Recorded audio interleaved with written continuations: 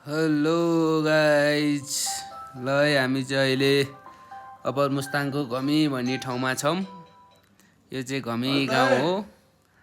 पर्व adventure tour and ट्राभलबाट हामी आज 4 गाडी आएको अप्पर मुस्ताङको लागि। सो यो चाहिँ घमी भन्ने ठाउँ हो। सबै चारैतिर आर्ट गरेको जस्तो ठाउँ छ, सबै बनावट जस्तो, तर यो चाहिँ नेचुरल हो। यदि हजुरहरू पनि यस्तै ठाउँमा घुम्न आउन चाहनुहुन्छ भने पर्व एडभेन्चर टुर एन्ड ट्राभललाई सम्झने होला। सो हेर्दै गर्नु होला एन्ड लाइक सब्सक्राइब गर्नु होला। हस् त, धन्यवाद।